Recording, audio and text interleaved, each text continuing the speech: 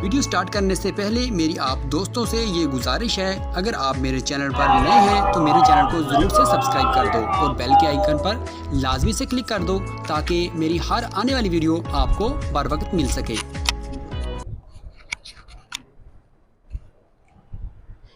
रहमल्लाहु मन क़रअ सूरतल फ़ातिहा।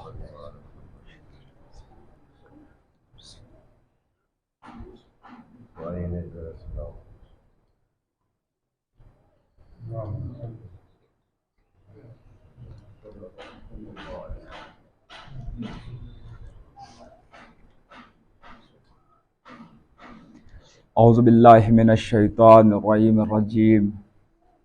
बिस्मिल्लाहिर रहमानिर रहीम। अल्हम्दुलिल्लाहिल्लज़ी हदाना लिहाज़ा व मा कुन्ना लिनहतदिया लौला अन हदानल्लाह। लक़द जाअत रुसुलु रब्बना बिल हक़।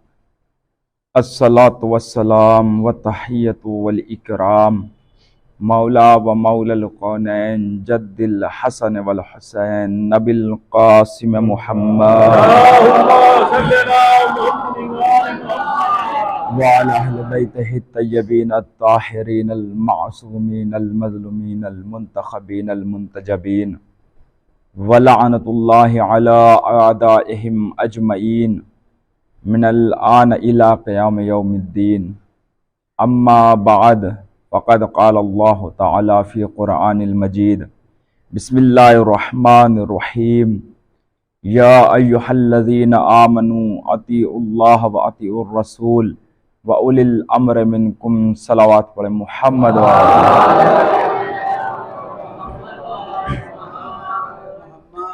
सामईन हज़रात व मोहतरमान सामईन, परवरदिगार आलम अपनी लारैब किताब, पाक व पाकीज़ा किताब, बेऐब किताब, उसमें इरशाद फरमा रहा है, या अय्युहल्लज़ीना आमनू, क्या वो लोग जो ईमान ले आए, अतीउल्लाह, अल्लाह की इताअत करो, व अतीउर रसूल, और रसूल की इताअत करो, व उलिल अम्र मिनकुम, और जैसे इताअत तुम खुदा की करते हो, जैसे इताअत रसूल की करनी है, वैसे ही इताअत उनकी करनी है कि जो अल्लाह के अम्र पर हुकूमत करते हैं। अल्लाह के अम्र पर यानी जिसने सूरज को पलटाया उसकी इताअत करनी है, क्योंकि सूरज अल्लाह का अम्र है। जिसने चांद को दो टुकड़ों में तकसीम किया उसकी पैरवी करनी है, क्योंकि चांद अल्लाह का अम्र है। जिसने सितारे को दर पर बुलाया उसकी पैरवी करनी है, क्योंकि सितारा परवरदिगार आलम का अम्र है। और जिन्होंने इन पर हुकूमत की उन्हें कहा जाता है उलिल अम्र, इनकी पैरवी करनी है। कैसी इताअत? जैसी इताअत तुम खुदा की करते हो, इनके हुक्म की पैरवी, इनकी सीरत पर अमल करना है। कल बयान हुआ था कि मौलाए कायनात कि जिन्होंने सूरज को पलटाया, उसके बाद किसकी इताअत करनी है? हजरत फातिमा ज़हरा सलामुल्लाहि अलैहा, उस बीबी की इताअत करनी है, उस बीबी की पैरवी करनी है कि जिस बीबी ने परवरदिगार आलम के अम्र पर हुकूमत की, उस अम्र को हुक्म दिया और वो अपनी बुलंदियों को छोड़कर, अपनी ऊंचाइयों को छोड़कर दर सैयदा पर आकर सजदा रेज हुआ, उसकी पैरवी करनी है। वो सैयदा कौन?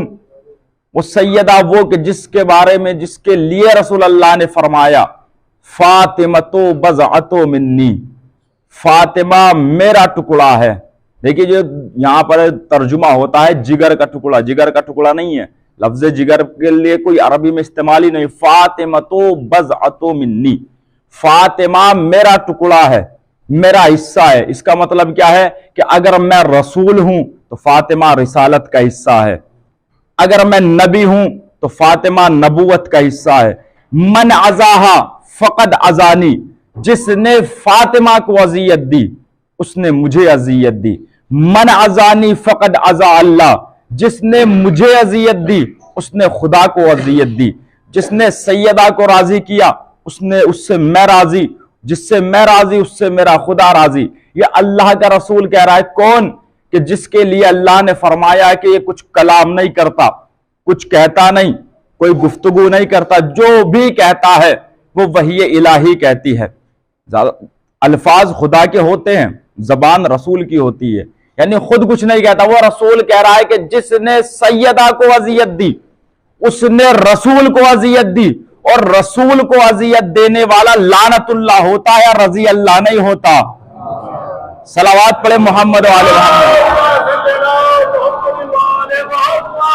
जो रसूल को अजियत दे, जो रसूल को तकलीफ दे, जो रसूल को मुश्किलात में डाले, उस पर उससे अल्लाह राजी नहीं है। अल्लाह फरमा रहा, रसूल फरमा रहे हैं कि अल्लाह उससे राजी है जिससे सैयदा राजी है, जिससे सैयदा ही नाराज रही हो, जिससे रसूल ही नाराज रहा हो, उससे अल्लाह कैसे राजी हो सकता है? अगर अल्लाह को राजी करना है तो सबसे पहले सैयदा को राजी करना होगा। जिससे ये सैयदा राजी है उससे खुदा राजी है। अल्लाह का रसूल कह रहा है कि फातिमा मेरा हिस्सा है, फातिमा मेरा जुज है। और बज़आ के सिर्फ माना हिस्से के नहीं है।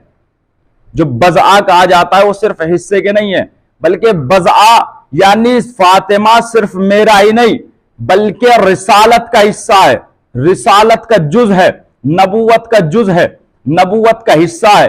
ये जो सैयदा के लिए नबी ने हदीस फरमाई है, इसमें सैयदा की कोई अफजलियत नहीं है, बल्कि ये रसूल को जरूरत थी, इसलिए रसूल ने कहा कि सैयदा नबूवत का हिस्सा है। कैसी जरूरत? अब अल्लाह ने रसूल को बनाकर भेजा है हादी, रसूल पर दीन भेजा है कि दीन की तबलीग करे।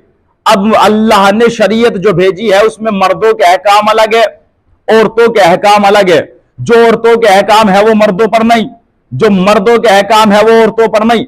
अब अल्लाह का नबी जो इस्लाम लेकर आया, दीन लेकर आया, जो शरीयत लेकर आया, वो सिर्फ अपने अहकाम मर्दों को बता सकता था। मर्दों तक शरीयत पहुंचाई, मर्दों तक अहकाम बताए कि देखो नमाज किस तरीके से पढ़नी है, पैरों को किस तरीके से रखना है, हाथों को किस तरीके से करना है, कहां तक हाथ ले जाकर तकबीर कहनी है। यानी अल्लाह का रसूल सिर्फ मर्दों से खिताब करता था। अब अल्लाह के रसूल ने फरमाया कि यह शरीयत औरतों तक भी ले जानी है, उनको भी मसले मसाइल बयान करने हैं। अब अल्लाह का रसूल जानता था कि वो औरतों को मसले मसाइल बयान नहीं कर सकता, वो औरतों को नहीं बता सकता कि किस तरीके से नमाज पढ़नी है। उसने कहा फातिमा मेरा जुज है, फातिमा मेरा हिस्सा है। इसका मतलब यह हुआ कि रसूल जो शरीयत, जो अहकाम पहुंचा रहे थे, जो मसले मसाइल पहुंचा रहे थे, रसूल ने फरमाया कि मैं मर्दों को मसले मसाइल बताऊंगा, औरतों को मसले मसाइल ये सैयदा फरमाएंगी, ये सैयदा बताएंगी। इसलिए फरमाया फातिमा नबूवत का हिस्सा है, फातिमा रिसालत का हिस्सा है, फातिमा सिर्फ मेरा टुकड़ा नहीं है, फातिमा नबूवत का हिस्सा है।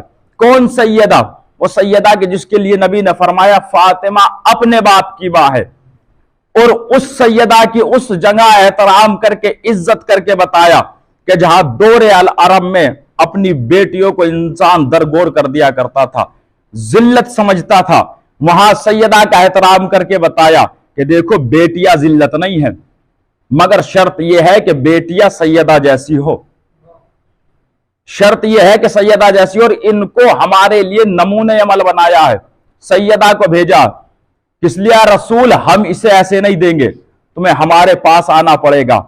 अब अल्लाह ने इनको भेजा, जनाब सैयदा को दिया।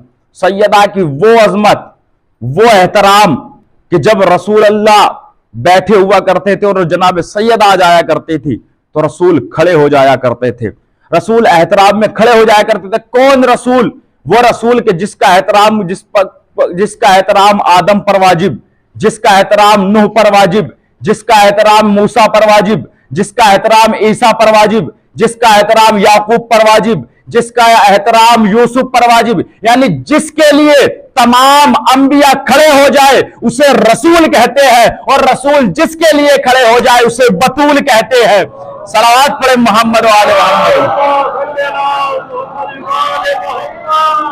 जिसका तमाम अंबिया एहतराम करे उसे रसूल कहते हैं, और जो रसूल जिसका एहतराम करे उसे बतूल कहते हैं।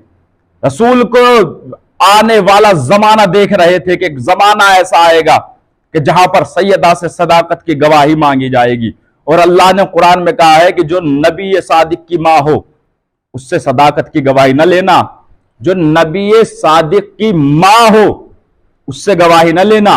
अब अल्लाह के नबी ने फरमाया कि फातिमा अपने बाप की मां है, ताकि जब कोई इनसे सदाकत की गवाही मांगे तो उसे ये याद रहे नबी ने फरमाया था फातिमा अपने बाप की मां है।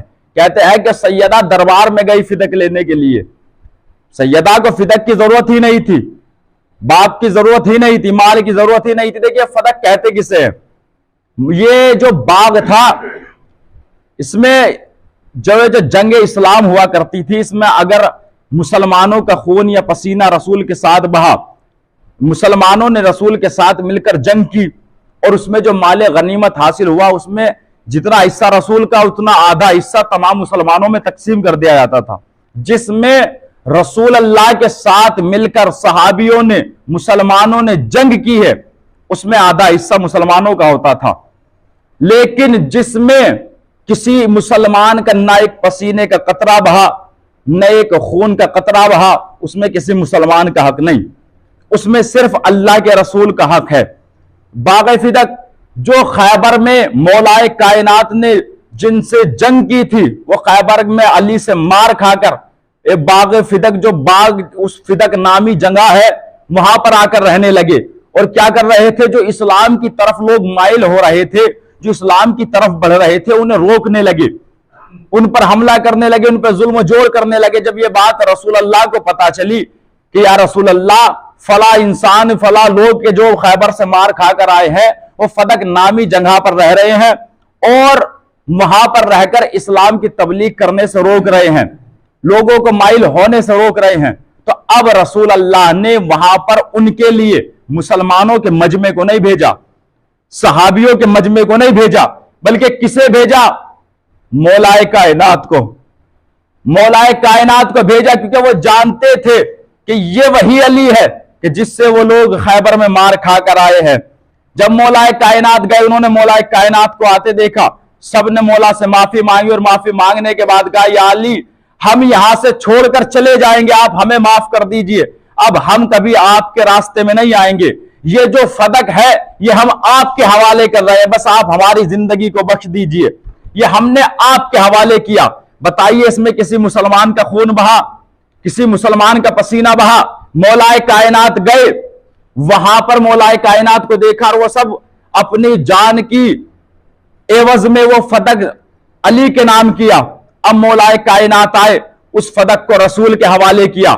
जैसे ही वो फदक रसूल के हवाले हुआ, अल्लाह ने जिब्राइल को भेजा, भेजने के बाद कहा कि या रसूल अल्लाह ये फदक आप सैयदा के नाम कर दीजिए। वो फदक जनाब सैयदा पे आया। इसका मतलब यह है कि इसमें ना ही किसी मुसलमान का पसीना बहा, ना ही किसी के खून का कतरा बहा, तो ये सारा का सारा किसका हुआ? रसूल अल्लाह का। अब रसूल अल्लाह का हक है वो जिसको चाहे दे।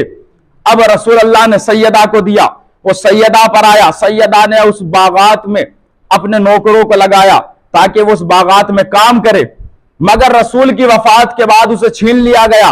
और हदीस क्या पेश की गई कि नबी ने फरमाया है, हम गिरोहे अंबिया नवारिस बनते हैं, नवारिस बनाते हैं।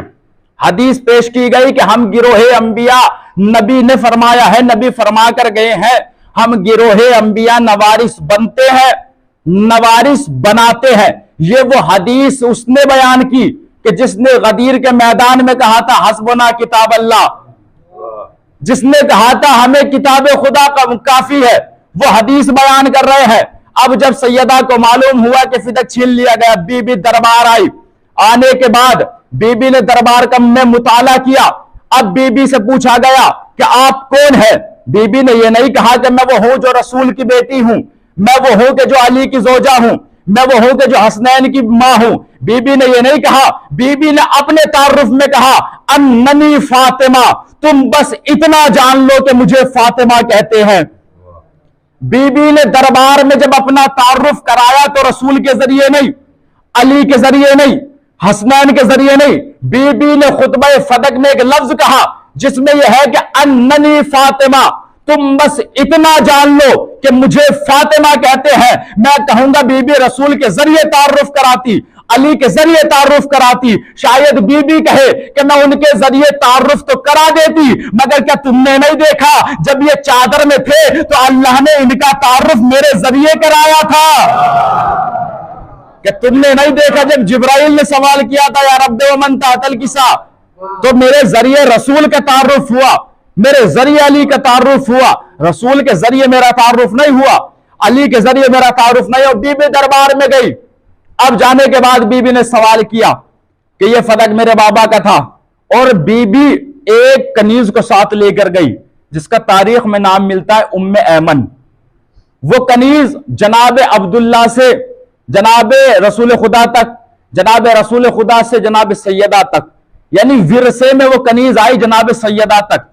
बीबी उसको साथ लेकर गई और ले जाने के बाद कहा कि अगर तुम रसूल की हदीस बयान कर रहे हो कि रसूल ने फरमाया है हम गिरोहे अंबिया नवारिस बनते हैं, नवारिस बनाते हैं, तो फिर ये जो उम्मे ऐमन, ये जो कनीज है, ये मुझे विरसे में मेरे बाबा ने मुझे दी है, मैं इसे गवाह के तौर पर लाई हूं। तुम कह रहे हो कि हम नवारिस बनते हैं, नवारिस बनाते हैं। उन्होंने उम्मे ऐमन को पेश किया। ये उम्मे ऐमन है जो नबी ने मेरे हवाले की है, जो विरसा बनाकर इसका वारिस बनाया है मुझे। तुम कह रहे हो कि नवारिस बनते हैं, नवारिस बनाते हैं। उन्होंने फिर हदीस सुनाई कि बीबी नबी ने फरमाया है हम गिरोहे अंबिया नवारिस बनते हैं, नवारिस बनाते हैं। अब बेबी ने कुरान पढ़ना शुरू किया, बिस्मिल्लाहिर्रहमानिर्रहीम व वरिसा सुलेमान दाऊदा, जिसमें जनाब सलमान और जनाब दाऊद की विरासत का जिक्र है। कि तुम कह रहे हो कि गिरोहे अंबिया नवारिस बनाते हैं, नवारिस बनते हैं, मगर कुरान में सलमान की विरासत का जिक्र है, मगर कुरान में दाऊद की विरासत का जिक्र है। उन्होंने फिर हदीस सुनाई, बीबी ने फिर कुरान सुनाया जिसमें जनाब जकरिया की विरासत का जिक्र है। उन्होंने फिर कुरान से हदीस सुनाई, बीबी ने फिर कुरान सुनाया। मैं कहूंगा बेबी इतना कुरान क्यों सुना रहे हो? आखिर वजह क्या है कि तुम वो हदीस सुना रही है, तुम कुरान सुना रही हो, वो हदीस पेश कर रहे हैं, तुम कुरान पेश कर रही हो। बीबी कहेगी शायद तुमने नहीं देखा, ये वही लोग हैं जो कह रहे थे कि हमें कुरान काफी है, हमें कुरान काफी है, हमें कुरान काफी है। तुमने नहीं देखा, ये वही लोग हैं कि जिसने मेरे बाबा से कहा था हस्बुना किताब अल्लाह, हस्बुना किताब अल्लाह, हस्बुना किताब अल्लाह, हमें किताब खुदा काफी है। आज कुरान सुना रही हूं तो ये हदीस पेश कर रहे हैं।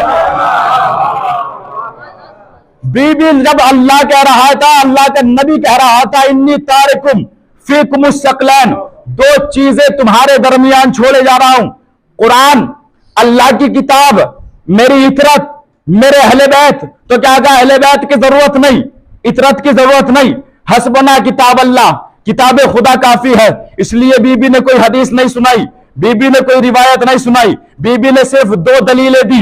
एक उम्मे ऐमन को लेकर गई कि देखो ये विरसे में मुझे मेरे बाबा से मिली है। तुम कह रहे हो गिरोहे अंबिया नवारिस बनते हैं, नवारिस बनाते हैं।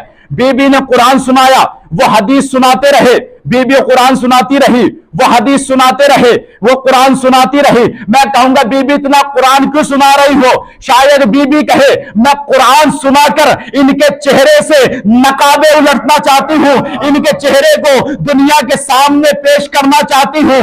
देख लो ये वो लोग हैं जो ना हदीस के साथ है ना कुरान के साथ है। सलावत करे मोहम्मद वाले मोहम्मद। ये वो लोग हैं कि जो कह रहे थे हस्बुना किताब अल्लाह, हमें किताब खुदा काफी है, हमें किताब खुदा काफी। आज किताब खुदा को पेश कर रही हूं, आज हदीस सुना रहे हैं कि हदीस पेश करो, हदीस दिखाओ। जब कल मेरे बाबा कह रहे थे अहले बैत को इतरत को छोड़े जा रहे हो, हस्बना किताब अल्लाह, किताब खुदा काफी है। कभी भी दरबार में अपना हक लेने के लिए गई थी, बीबी को जरूरत नहीं थी। वो जन्नत की शाहजादी है, पूरी कायनात, ये जन्नत, ये सलसबील, ये हूरे, ये फरिश्ते सब इनके सदके में खल्क हुए। बीबी को फिदक की जरूरत नहीं थी, बीबी को माल की जरूरत नहीं थी। नबी बीबी सिर्फ आई थी तो इसलिए कि जान लो हम सिद्दीका हैं, हम सिद्दीका हैं, हम सिद्दीक है। और ये ऐसा नहीं है कि तुम जो हदीस पेश कर रहे हो हस्बुना किताब अल्लाह, किताब खुदा काफी है। अब मेरा आपसे एक सवाल है, आप मुझे एक सवाल जवाब दीजिए कि अगर कोई बीबी सैयदा को झूठा कहे क्या वो जन्नत में जा सकता है? हरगिज नहीं। अगर कोई मुझ पर तोहमत लगा रहा है, मुझे झूठा कह रहा है, कि मैं उसे अपने घर के अंदर दाखिल होने दूंगा? बिल्कुल नहीं, क्योंकि घर मेरा है, हक मेरा है, मेरी मर्जी है कि मैं जिसको चाहे अंदर आने दूं, जिसको चाहे ना आने दूं। अगर कोई मुझे बुरा भला कहे तो मैं उसको बिल्कुल नहीं। अब अगर कोई सैयदा को बुरा कहे, कोई सैयदा पर तोहमत लगाए, तो जो चीज सैयदा के सदके में खल्क हुई है, कि जिसका तकसीम करने वाला सैयदा का शोहर है, जिसके जवानों के सरदार सैयदा के बेटे हैं, जो ख्वातीनों की सरदार सैयदा है, वो कैसे जन्नत में जाने देगी? अगर कोई सैयदा को झूठा कहे तो वो जन्नत में नहीं जा सकता। अच्छा, बीबी दावा कर रही थी, अब अगर वो बीबी के दावे को सच्चा मान लेते तो वो भी जानते थे। अगर आज हमने कह दिया कि बीबी आप सच कह रही हैं, तो वो जानते थे ये बीबी कल फिर आएगी और आने के बाद तख्त का दावा करेगी, हुकूमत का दावा करेगी कि ये तख्त भी हमारा है, ये हुकूमत भी हमारी है। फिदक ही सिर्फ हमारा नहीं, ये दावा करेगी कि ये तख्त भी हमारा है। अजीब बात है, अगर बीबी को कोई झूठा कह दे तो जन्नत में नहीं जा सकता, बीबी को सच्चा भी नहीं कह सकते, क्योंकि जानते हैं अगर बीबी को आज सच्चा कह दिया तो कल फिर आकर दावा करेगी, वाह रे सैयदा तेरी बलागत को सलाम, तेरे इल्म को सलाम, तूने दुश्मन अली को दो राहों पर लाकर खड़ा कर दिया। अगर दुश्मन अली तुझे झूठा कहे तो जन्नत छोड़नी पड़े, तुझे सच्चा कहे तो तख्त छोड़ना पड़े। सलावत पे मोहम्मद वाले मोहम्मद। दुश्मन अली को दो राहों पर लाकर खड़ा कर दिया। अगर दुश्मन अली तुझे सच्चा कहे तो जन्नत तख्त छोड़ना पड़े, तुझे झूठा कहे तो जन्नत छोड़नी पड़े। बीबी को कोई जरूरत नहीं थी, फिर बीबी फिदक क्यों गई? बीबी क्यों अपना हक मांगने गई? बीबी क्यों गई हसनैन को लेकर? बीबी क्यों गई उम्मे अमन को लेकर? बीबी को जरूरत नहीं थी। इस मंजर को फखरी मेरठी साहब अपने अशार में बयान करते हैं कि बीबी को जरूरत नहीं थी। बीबी क्यों गई? बीबी इसलिए गई कि दीन का पर्दा काफिर के चेहरे से हटाने आई थी। दीन का पर्दा काफिर के चेहरे से हटाने आई थी, अनपढ़ को पैगंबर की तहरीर दिखाने आई थी। सैयदा को फिदक की जरूरत नहीं थी, फिर गई क्यों? का दीन का पर्दा काफिर के चेहरे से हटाने आई थी, अनपढ़ को पैगंबर की तहरीर दिखाने आई थी। और सिद्दीका तो सिद्दीका है, घर में हो या दरबार में हो, झूठों को सिद्दीक न कहना, ये बतलाने आई थी। बीबी को जरूरत नहीं थी।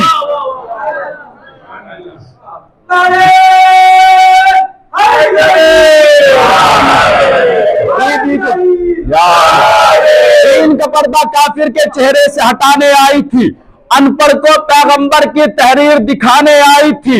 सिद्दीका तो सिद्दीका है, घर में हो या दरबार में हो, झूठों को सिद्दीक न कहना, ये बतलाने आई थी। बीबी को फिदक की जरूरत नहीं थी, बीबी को किसी हुकूमत की जरूरत नहीं, किसी चीज की जरूरत नहीं। फिर दरबार क्यों गई? कि सुनो, दीन का पर्दा काफिर के चेहरे से हटाने आई थी। और बाग फिदक की हाजत कब थी जन्नत की शहजादी को? वो तो अली के दुश्मन की औकात बताने आई थी। बाग फिदक की हाजत कब थी जन्नत की शहजादी को?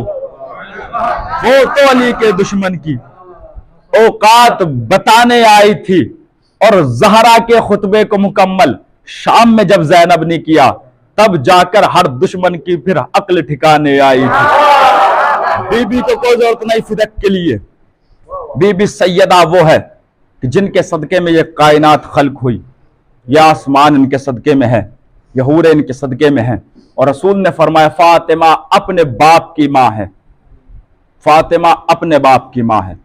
ये वो सैयदा है कि जिनके लिए रसूल ने इतनी अहादीस, इतनी एहतराम, और कुरान ने खुद इनका एहतराम किया। कुरान कुछ नहीं है, सिर्फ अहले बैत के घराने की कहानी है। अहले बैत, सहाबी और अहले बैत में यही तो फर्क है। सहाबी इंतजार में रहते थे कि कब कुरान हुक्म दे, कब हम पैरवी करें। कुरान ने हुक्म दिया कि मुसलात, सहाबियों ने नमाज पढ़ी। कुरान ने हुक्म दिया कि वातु ज़कात, सहाबियों ने ज़कात अदा की। कुरान हुक्म दे रहा है अमल बिल मारूफ नही अनिल मुनकर का, सहाबी अदा कर रहे हैं। जो सहाबी होता है वो कुरान के इंतजार में रहता है, मगर कुरान अहले बैत के इंतजार में रहते हैं कि कब ये सखावत दिखाए, कब हम आयत नाजिल करें, कब ये हालत रुकू में ज़कात दे, कब हम आयत नाजिल करें, कब ये अपने हाथ की बनी हुई रोटियां आसमान पर पहुंचाए, कब हम आयत नाजिल करें। यानी सहाबी जो कुरान के इंतजार में रहे, अहले बैत जिसके इंतजार में कुरान रहे। कुरान कुछ नहीं है, इनके घराने की कहानी है। ये जो करते चले गए वो कुरान बनता चला गया। इन्होंने हालत रुकू में ज़कात दी, अल्लाह ने आयत नाजिल की। इन्होंने अपने हाथ की बनी हुई रोटियां जन्नत में पहुंचाई, खुदा ने आयत नाजिल की। वो सैयदा कि जिसकी रसूल ने इतना इज़्ज़त की कि तारीख बताती है कि इस सैयदा के दर पर रसूल ने हर नमाज फजर के बाद आकर सलामी दी है। इस दर पर सैयदा ने सलाम किया है। रसूल अल्लाह इस दर को ही अपनी मेराज समझते थे, इस दर पर आते थे और सलाम करते थे। यही तो सैयदा ने फरमाया था जब दरवाजा जलाने के लिए आए थे, क्या तुम उस दर पर आग लगाओगे कि जहां रसूल आकर सलाम किया करते हैं? क्या तुम उस दरवाजे पर आग लगाओगे कि जहां रसूल के नवासे रहते हैं? क्या तुमने रसूल को नहीं देखा कि रसूल इस दर पर आकर अपनी मेराज समझा करते थे? क्या तुमने नहीं देखा कि इसी दर पर सितारा उतरा है? 3 जमादुस्सानी जिसमें जनाब सैयदा की शहादत और 10 मुहर्रम, इन दोनों में फर्क बस ये है, जुल्म दोनों में बराबर हुए। जुल्म जनाब सैयदा पे इतना हुआ, जुल्म करबला में भी वही हुआ। बस फर्क इतना है कि वहां पर बच्चों के सामने मां को मारा गया। करबला वो तारीख है कि जहां पर माओ के सामने बच्चों को मारा गया। अजरुकुम अल्लाह, खुदा आपको कोई गम न दे सिवाय मजलूम करबला के। हर बीबी अपने बच्चे को तैयार कर रही है जंग के लिए।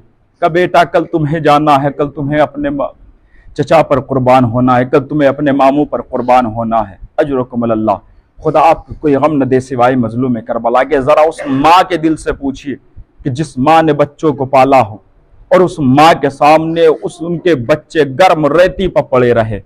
जनाब ज़ैनब ने जब भी अपने ओनो मोहम्मद को देखा तो यही कहा, बेटा ओनो मोहम्मद अपनी माँ को माफ कर देना, मैं तुम पर गिरिया करती अगर मैंने अपनी माँ से वादा न किया होता। कहा अम्मा मैं अपने हुसैन को रोऊंगी। अरे उस सैयदा के दिल से पूछिए कि जब जनाब ज़ैनब को, जब सानिय ज़हरा को इमाम हुसैन के लाशे से गुजारा गया और जनाब ज़ैनब ने देखा कि भैया हुसैन बेगौर बेकफन पड़ा है, तो जनाब ज़ैनब को अपना वो वादा याद आया कि जब जनाब ज़ैनब सो रही थी और इमाम हुसैन ने अपने आप के वजूद का साया जनाब ज़ैनब पर किया, तो ज़ैनब ने कहा था भैया हुसैन एक वक्त जब कभी ऐसा आएगा कि आप वे बेसाया होंगे तो ये ज़ैनब अपनी रिदा से तुम्हारा साया करेगी। जब ज़ैनब ने अपने भाई हुसैन को गर्म रेती पर देखा, कोई साया नहीं है, तो जनाब ज़ैनब कहती है भैया हुसैन अपनी बहन ज़ैनब को माफ कर देना। अरे ये ज़ैनब तेरा साया करती, मगर ज़ैनब मजबूर है सर पे चादर नहीं। अजरुकुम अल्लाह, खुदा आपको कोई गम न दे सिवाय मजलूम करबला के। शहजादी जब दरबार गई थी ना फिदक लेने के लिए, जब दरबार से वापस आई, आप तारीख उठाकर देखना, शहजादी की 18 साल की उम्र है। 18 साल में कोई जवान, 18 साल में कोई ज़ईफ नहीं होता, किसी के बाल सफेद नहीं होते, किसी के चेहरे पर झुर्रियां नहीं पड़ती, किसी की कमर खमीदा नहीं होती। लेकिन जब बीबी दरबार से आई है तो बीबी के चेहरों पर झुर्रियां है, बीबी के बाल सफेद है। जब बीबी दरबार से घर वापस आई तो जनाब ज़ैनब अपनी अम्मा से कहती है अम्मा आप दरबार गई थी, क्या हुआ? शहजादी फरमाती है ज़ैनब अरे तू दरबार के सवाल मत कर, ज़ैनब तू दरबार के सवाल मत कर। ऐ ज़ैनब आज तेरी मां दरबार गई, कल तुझे दरबार में जाना। अजरुकुम अल्लाह, खुदा आपको कोई गम न दे सिवाय मजलूम करबला के। ऐ ज़ैनब आज तेरी मां दरबार गई थी, कल तुझे दरबार में जाना है। मगर ज़ैनब हम दोनों में बहुत बड़ा फर्क होगा। ज़ैनब जब तेरी मां दरबार गई तो मेरे सर पे चादर थी। ऐ ज़ैनब जब तू दरबार जाएगी शराबियों का मजमा होगा, न तेरे सर पे चादर होगी। अजरुकबल अल्लाह, खुदा आपको कोई गम न दे सिवाय मजलूम करबला के। उस माँ के दिल से पूछिएगा कि जिसने अपने ओनो मोहम्मद को देखा हो, मगर जब भी ओनो मोहम्मद को देखा यही कहा, ऐ ओनो मोहम्मद मैं तुम पर गिरिया नहीं कर सकती। माँ ने अपने दिल को संभाल रखा है। बस आखिरी बात और खत्म दुआ, तारीख बताती है कि जब ये करबला वाक़ई हो गई, अभी तक ज़ैनब ने ओनो मोहम्मद पे एक आंसू न बहाया। जब करबला के बाद जनाब ज़ैनब अपने घर में दाखिल हुई है, जनाब ज़ैनब के बाल सफेद है, कमर खमीदा है, जनाब ज़ैनब के चेहरों पे झुर्रिया है। जनाब अब्दुल्ला ने जैसे ही जनाब ज़ैनब को देखा, देखने के बाद कहा, ज़ईफा आप कौन है तो मेरे घर के अंदर आई है? ज़ैनब कहती है, अब्दुल्ला अरे क्या तूने न पहचाना? मैं वली की बेटी ज़ैनब हूँ, मेरे बाल सफेद हो गए हैं। का ज़ैनब क्या हुआ? का अब्दुल्ला मेरे ओनो मोहम्मद मारे गए, अब्दुल्ला मेरा हुसैन मारा गया, अब्दुल्ला मेरा अब्बास मारा गया। ज़ैनब अभी तक ओनो मोहम्मद को नहीं रोई, मगर तारीख बताती है माँ का दिल तावला कब तक सुकून से रहता। अरे जब माँ ओनो मोहम्मद के हुजरे में गई, अरे हुजरे में जब छोटे छोटे मुसल्ले देखे, ज़ैनब ने अपने चेहरे को पीटा और पीटने के बाद कहा, ओनो मोहम्मद अरे तुम्हारी माँ के लिए रह गई। ओनो मोहम्मद अब कौन है जो तुम्हारी माँ का सहारा बनेगा? अरे बेटे तो अपनी माँ की ज़ईफी का सहारा।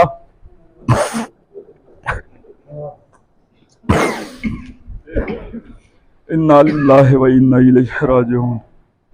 रज़म बिक़ज़ाहि व तस्लीमन लिअम्रिहि। या अल्लाह या अल्लाह या अल्लाह या अल्लाह, तुझे वास्ते हर मासूमीन अलैहिस्सलातु वस्सलाम का मेरे माबूद हमारी इस कलील सी इबादत को कबूल फरमा। या अल्लाह, तुझे वास्ते हर मासूमीन अलैहिस्सलातु वस्सलाम का, तुझे वास्ते जनाब सैयदा सलामुल्लाहि अलैहा का हमें सीरत मासूमीन पर अमल करने की तौफीक इनायत फरमा। या अल्लाह, तुझे वास्ते हर मासूमीन अलैहिस्सलातु वस्सलाम का परवरदिगार हमारे माँ बहनों के सर पर जो रिदाएं है मेरे माबूद, उन रिदाओं को महफूज फरमा। या अल्लाह, तुझे वास्ता हर मासूमीन अलैहिस्सलातु वस्सलाम का मेरे माबूद हमारे आखिरी इमाम इमाम ज़माना के ज़हूर में ताजील फरमा। हम सब को उनके ग़ुलाम व अंसार में शुमार फरमा। मातम हुसैन।